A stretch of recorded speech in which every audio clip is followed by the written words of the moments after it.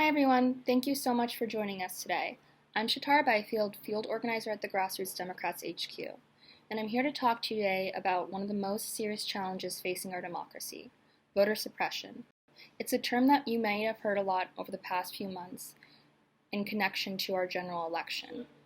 At the Grassroots Democrats HQ, we realize that there are a lot of people who might need more information on voter suppression, so we hope that this vlog can answer these following questions. 1. What is voter suppression? 2. Why is voter suppression a threat to democracy? 3. What is the history of voter suppression? 4. What can I do to combat voter suppression?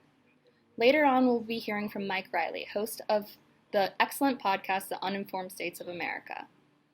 We will be talking with one of our volunteers about voter suppression in Georgia. But for now, let's dive right in. What is voter suppression? Voter suppression is any attempt to prevent eligible voters from either registering to vote, casting their ballots, or having their votes counted equally. Voter suppression can take on many forms. First, voter ID laws, requiring people to have a driver's license or state ID in order to cast their ballot. Second, purging voter rolls, removing people who are eligible to vote from the voter registration list. Third, felony disenfranchisement. Individuals convicted of felonies are denied the right to vote. In some states, that means they are not allowed to vote even after they have repaid their debt to society. Fourth, limiting early voting. Some voters cannot go to their polling place on election day because of work or family obligations, so one of their only options is to vote early. Some states have limited early voting days, which prevents many people from being able to vote.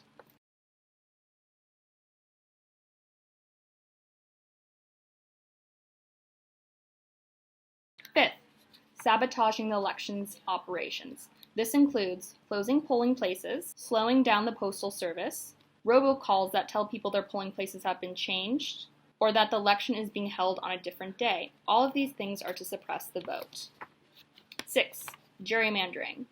This means altering the shape of electoral districts to favor one party or over another. So even if the Democrats gain more than 50% of the vote in a single state, they might only get 30% of the seats because their state districts have been gerrymandered.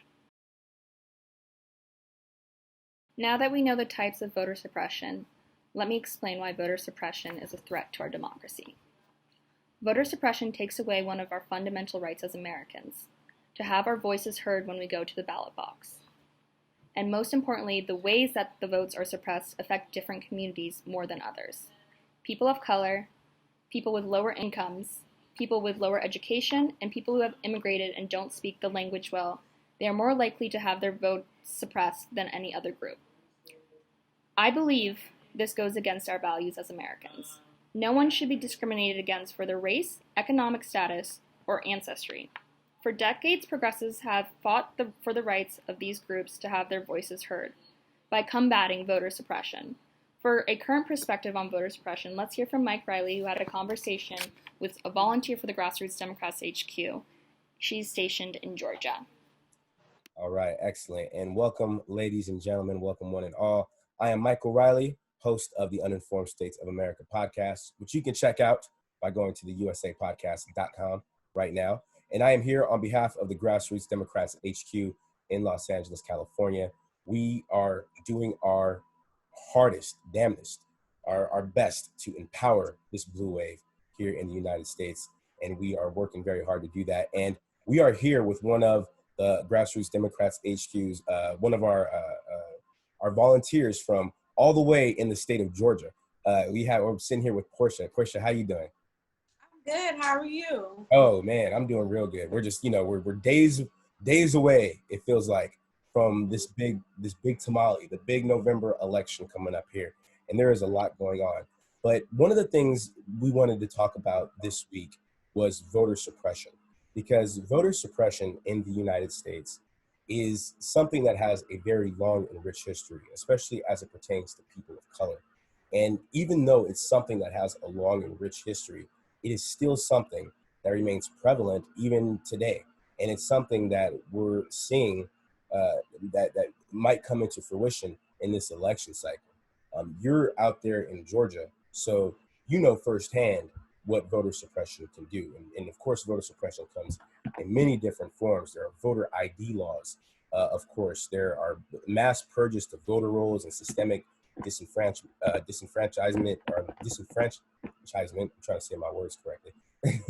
But you know all about that because this happened with your gubernatorial election that took place not too long ago against Brian Kemp and Stacey Abrams. There was a lot of voter suppression that was taking place, it seems like. And let me ask you this, Portia. Do you think the citizens of Georgia, because of that election, are a little more turned on to voter suppression now? And do you think they're fired up? This is getting them fired up for this election. What's the forecast out there in Georgia? Right. So yeah, absolutely. I think that it definitely has encouraged a new generation. I'll say that because I feel like the prior generation had their own difficulties when it came to voter suppression. It was just, right around the corner when they couldn't even vote at all, 1964 and 63. It just started when they passed the Civil Rights act that they were able to actually vote. But prior to that, they didn't have any writing votes. And that's my mom's generation. But I think our generation got to see it firsthand in our new generation to say like, hey, so you guys have the power to close down precincts that don't seem habitable for the clients or the customers or the voters? Or is this all of a sudden just so funny that because we're having a first Black governor running for office, all of a sudden these places are unhumane and unconditional, but they've been up, so all of a sudden it doesn't look good now. So now we're facing it in a new way, and it's not so much Jim Crow law just slapped in our face. So I think that generations have definitely felt the effects of, and it definitely encourages us to actually get out there and vote and be more, proactive. I hope so.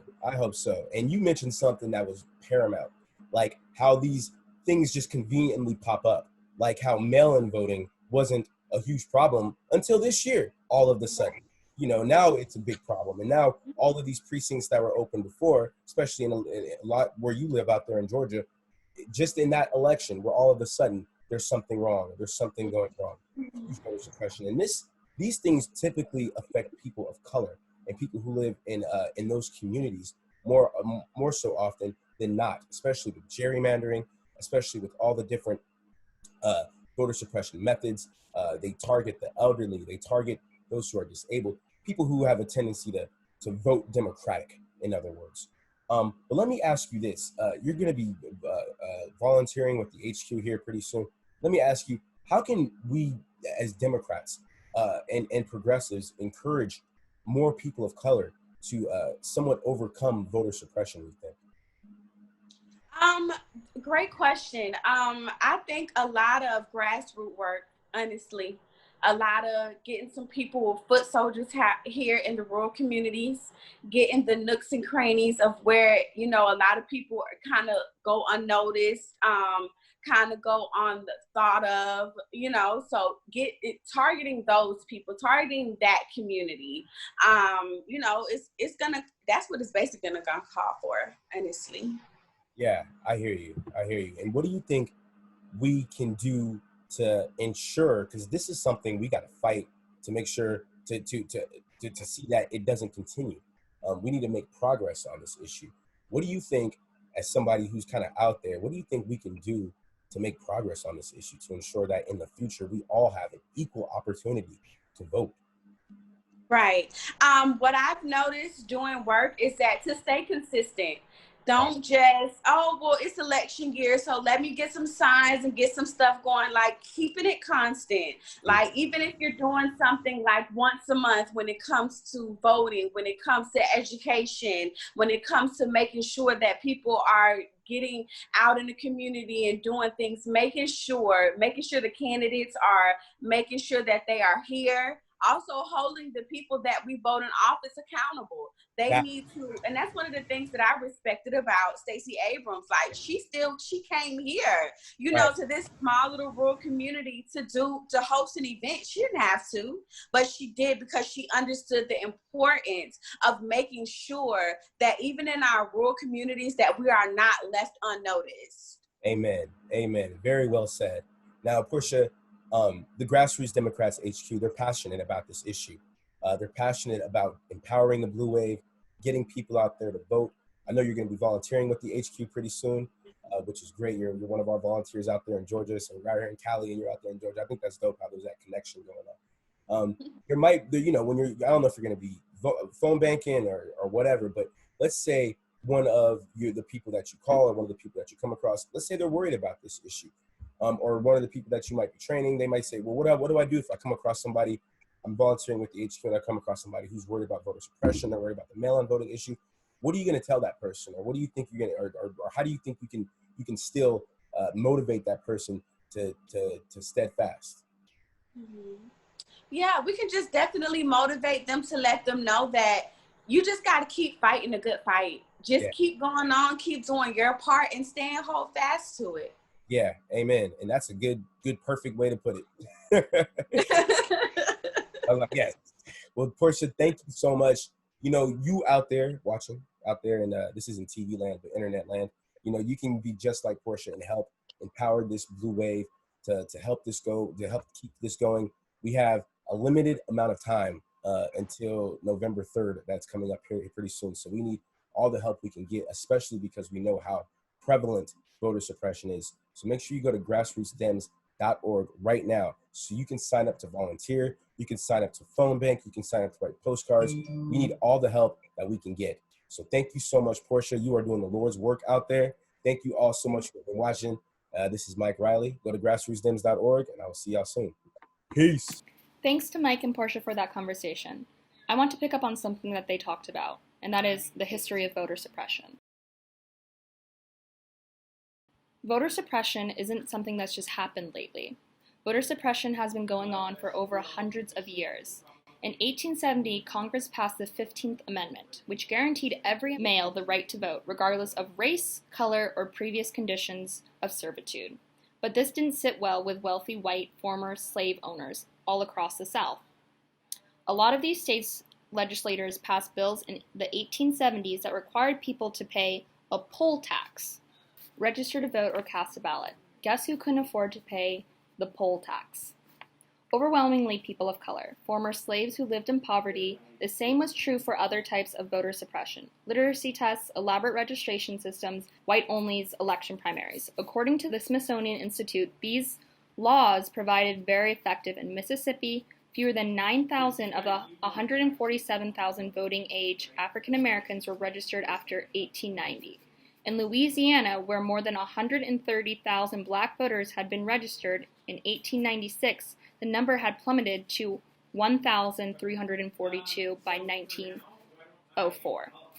We'll talk more about this history later on, but for now, just know that voter suppression isn't just something that's new. It's been an ugly part of American history for a very long time. Why am I passionate about combating voter suppression? Because I believe that your voice is your power, and trying to take away somebody's power based purely on the color of their skin, their economic status, or where they're from is wrong. It's not only wrong, it's immoral and it's illegal. And if you feel the same way as I do, please join me and get involved in volunteering opportunities to combat voter suppression with the Grassroots Democrats HQ. What can I do to combat voter suppression? First, check your voter registration. Make sure that you are registered to vote and that your address is correct and that you know your polling place on Election Day. Second, make a commitment to vote, not just in this election on November 3rd, but in every presidential, state, and local election from now on. Third, vote for candidates who are active in fighting for voting rights across the country. And fourth, come volunteer at the Grassroots Dems HQ. Phone bank, send texts, write letters, talk to your friends and family. Democracy works only when we work for it. As Joe Biden has said, this election is a fight for the soul of our nation. And we need all of you to get involved. Sign up here to get more involved. We look forward to seeing you soon.